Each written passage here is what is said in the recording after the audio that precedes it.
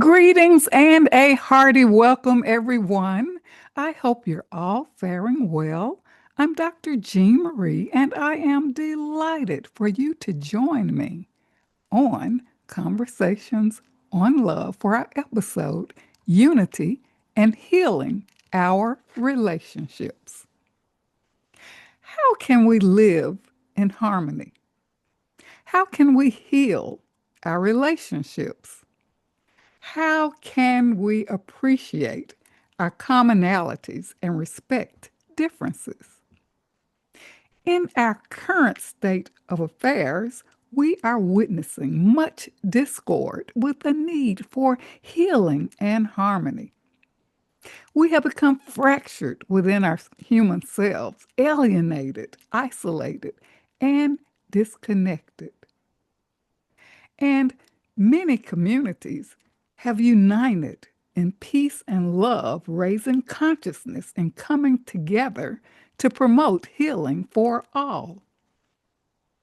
A profound and meaningful quote by Buddha: "He who experiences the unity of life sees his own self in all beings."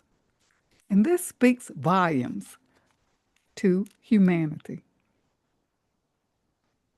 My contention and heartfelt belief is that love is the answer to all human problems and the essence of who we truly are, our natural state of being that brings harmony, stability, and peace.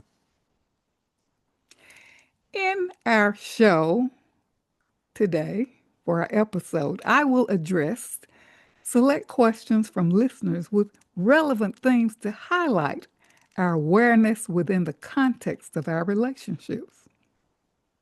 But it is imperative to remember that it's not necessarily about the other, but how we love ourselves and how who we are reflected in our state of being to others that can result in unity or disharmony.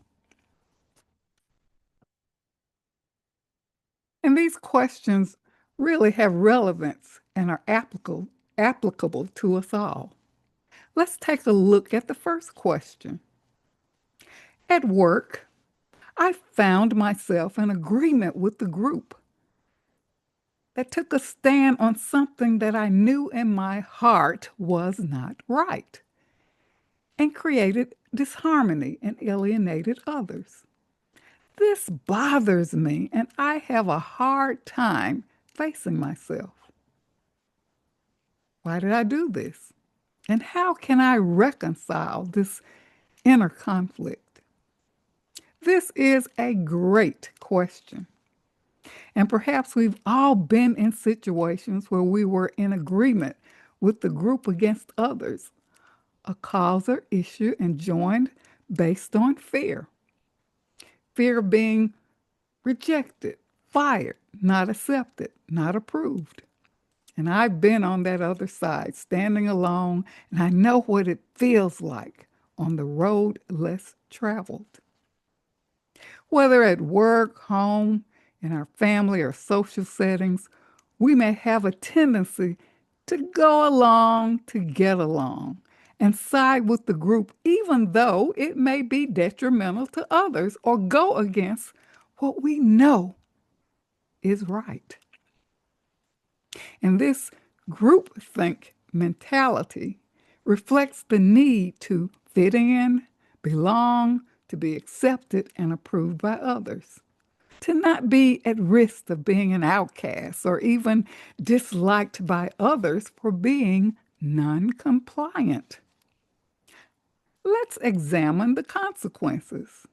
First, it breeds disharmony within yourself. And at the end of the day, you have to look at yourself in the mirror and listen to the self-condemning thoughts of resentment associated with going against what you believe was right and not taking a stand. As the listener indicated in the question, how do I resolve this inner conflict? First, how do you feel about yourself? is very important. Second, the action of the group with your participation promotes disharmony and does not work in the best interest for the good of all. What is important is that even though one engages in this groupthink mentality, I believe that this can result in a lack of trust among the participants. If you did this to someone else, maybe I'll be next. Let's now consider solutions and prominent themes. Before you make vital decisions, take time to reflect. Think about the consequences of your actions and pay attention to how you feel. Do not rush to judgment. In our last segment, we talked about being patient.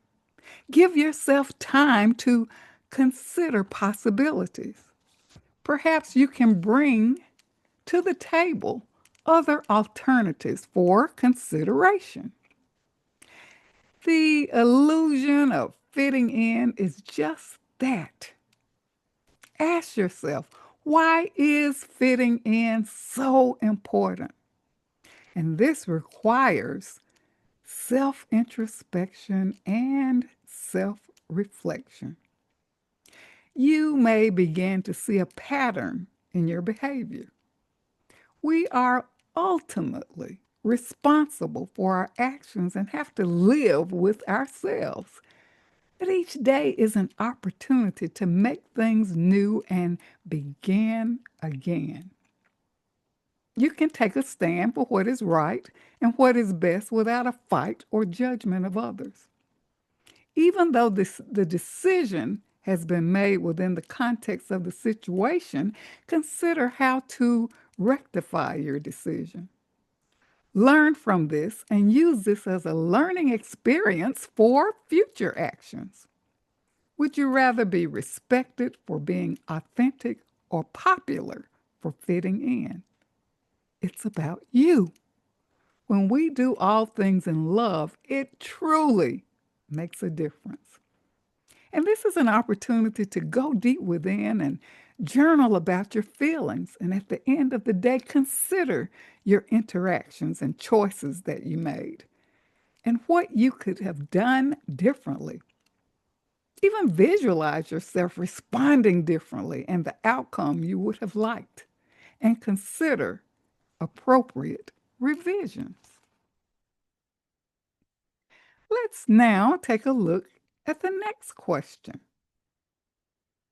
I have a tendency to be defensive and think I am right. How can I change? It is exhausting and people now avoid me. This is a great question that poses interpersonal challenges. For our listeners, I would like for you to reflect on an interaction or encounter with a person who had an inflated ego, defensive, and always trying to prove that they're right, even at the expense of others. Perhaps it was you. How did this interaction make you feel? What was the outcome? Defensiveness inhibits communication, being attentive, and listening to others, and ultimately deteriorates relationships. We all have a desire to be seen and heard, but this defensiveness causes disharmony and shuts down communication. And it makes others feel defensive and can trigger similar responses and make us quick to stand our ground. So let's examine defensiveness. Defensive behaviors are common responses when people feel attacked, need to protect themselves, or deflect blame. They take everything personal, and this inhibits problem solving and decision making, and one may feel the need to belong at whatever cost. According to Associate Professor Woodard, Research shows that defensiveness is strengthened by negative social responses, but is reduced when people feel secure in their group identity, respected, and valued. This is so empowering. It creates blind spots in decision making. We can disagree with the views of others, but provide opportunities for them to express theirs. For the person who is defensive, perhaps there's some truth to what they are sharing, but their approach is a turnoff. So let's consider the solution and prominent thing. For the defensive person, step back and take a pause and separate yourself without becoming intertwined in the situation. Feeling it all it's all about you. It is important to listen to others and deeply connect and experience wholehearted connections with others. And this is the time for us to use our emotional intelligence and deepen the practice of love in our lives. And I like to highlight two ingredients in the recipe of love: good temper and humility, and also the power of silence. Practice good temper. When we are in good temper, we are not easily ruffled, provoked, or of touchy disposition. Henry Drummond quotes, "We are inclined to look upon bad temper as a very harmless weakness. We speak of it as a mere infirmity of nature, a family facility, a matter of temperament, not a thing to take into very serious account in estimating a man's character." And yet, here, right in the heart of this analysis of love, it finds a place and condemn it as one of the most destructive elements in human nature.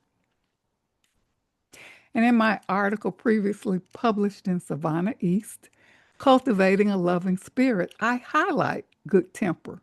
When we are in good temper, we bring clarity to the situation. We're not being non-reactive. It's not being a doormat and non-assertive. It enables you to be in control and take time to choose how to respond without confrontation. Draw on your inner essence of love, peace, and joy. We do not have to fan the flames and engage in situations that may be volatile and explosive. And let's take a look at humility, another empowering ingredient in the recipe of love. And let's examine the difference between pride and humility. In my article, Humility, the Key to Better Relationships and Happiness, I highlight humility with self, humility with others, humility in service, and humility is modesty, not thinking so high of yourself. As we take a look at humility versus pride, pride focuses on others' failures, self-righteousness, being overly critical, fault-finding, thinking that everyone is privileged to have them around. And on the other hand, as we look at humility, we have a sense of our need to grow, continue to learn. We're more compassionate and forgiving. We look for the best in others. We seek to win people, not arguments. And we're open to other people's views. We remain teachable and non-judgmental. Let's consider silence. It can be very empowering. And in my article, previously published in Savannah East, the top 3 benefits of silence in our everyday lives, It allows us to discover our true self, the divine essence of love, to listen to our intuitive guidance. It enriches our relationship with ourselves and others. And of course, it really helps us with self discipline, self control, and empathy. And it deepens our connection with the world, where we experience the oneness with all that is. And we become more peaceful, astute observers, and more attentive. So, in conclusion, this question for the listener, uh, let's consider, do I want to be right or happy? Operating solely from the ego can be unhealthy and makes us fearful and defensive. It is also an unhealthy, arrogant, and faulty belief in self importance. So operate from the heart, from a place of love, as indicated by the ingredients in the recipe of love that include good temper and humility. And sometimes it is beneficial to be silent. Journaling can provide more self reflective and introspective insights, and this helps us take note and track the outcome of making different choices with positive outcomes. Contemplate on these words, some of which are excerpts from Leo Buscaglia. Be the feast upon which you nourish yourself. Real love creates and does not destroy. It is unchanging and everlasting. Love lives in the moment, and to live in love is our greatest challenge, not just for the love of others, but most importantly, ourselves. The third question from our listener is, I find it difficult to deal with people who are different from me, who do not share the same values and beliefs. I also have my own fears about being with people who are different. This is a wonderful question. For our listeners, I would like for you to think about a situation or people whom you fear being around. Have you had an encounter that made you feel that way? From where did your beliefs originate? Are you open to challenging your beliefs and consider possibilities? We all have been ingrained with familial, institutional, religious, and cultural beliefs.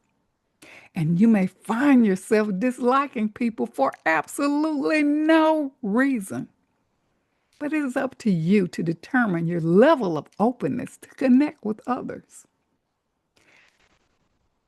While well being and safety are at the forefront of our lifestyles, we can take small steps to connect and experience a deeper connection and enrich our lives. And we learn about ourselves in the context of our relationships. When we're in fear, we isolate, separate, and disconnect from our fellow humans. And when we're in love, we open our hearts to experience more and ameliorate our fears. Let's consider the solution and prominent theme. When you see people who are different, observe and see what you have in common that may bridge the gap of fear. You may find that they are not so different, and we become more comfortable. I'm going to highlight some vital points from my article previously published in Savannah East, How to Bring Healing and Harmony to Our Relationships. Accept people for who they are. Our uniqueness and diversity bring value and enrichment to ourselves and our communities. And we can benefit from life lessons and the collective wisdom of others. Seek common ground. Focus on what is similar as opposed to what is different and look for commonality. Common ground is the backbone for unity. Share feelings and insights and explore concerns of others. Common ground opens the door for engaging dialogues, understanding, and building trust. Manage your behavior. We are responsible for ourselves. And as we strive to be our best, we can regulate our behavior by managing our emotions, monitoring our thinking patterns, and making healthy choices. And let love be the healer. Love is our greatest and most valuable gift to ourselves and others. It can heal, unite, and touch everything it encounters, whether instantly, subtly, or gradually. And for a commentary, it is said that we operate from either love or fear. And a quote by Joseph Schwartz: do what you fear, and fear disappears. This takes courage. Consider taking small steps that make you feel comfortable. Break free and enrich your life. There are all kinds of opportunities available to connect. As said, we're spiritual beings having a human experience, and we are all human beings, and at the core, we are sparks of the divine. Let love be the ultimate healer. It will enrich your life. Having opportunities to live and work in Malaysia, travel to remote villages along the Mekong River, travel on pilgrimages throughout Turkey, soul journeys to Egypt, India, and tours to Mexico. I fully engaged, and it stretched me beyond measure. Participating in festivals, trying different cuisines, adapting to traditions, and even dress attire. I cherished every moment, and these experiences enriched my life. I found that everyone was concerned about my well being and provided a wide variety of opportunities to make me feel comfortable. And I was open and enjoyed every minute. And most importantly, I found that love has no language barriers because we feel it in our hearts.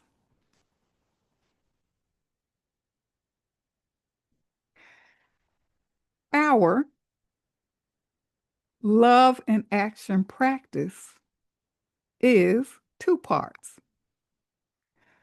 Part one, take a small step and move beyond your comfort zone. Try something new. And this can be the beginning of alleviating fears and becoming more confident. Part two, practice the ingredient of love, good temper. When we're in good temper, we're not provoked, reactive, ill tempered, envious, or jealous.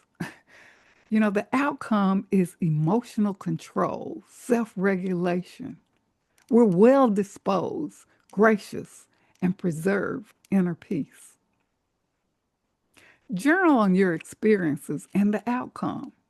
As we practice, we become better. And this is so reinforcing. Feel free to email me, Jean72Farish at yahoo.com, sharing your insights and experiences. I close with an excerpt on gathering. Gather together with a pure heart. Our life's journey connects us in extraordinary ways. Discern the higher meaning and purpose. We are all teaching and learning from each other. And the greatest lesson is how better can we love. Live in harmony, free of ulterior motives. Despite differences, realize our common bond of humanity through kinship and fellowship. Be grateful and respect the gift of life. Aspire to peacefully dwell in our home on Mother Earth. This is Dr. Jean Marie. And remember, an empowered self is a loving self. And keep your love light shining. It's all about love. Thank you so much for tuning in.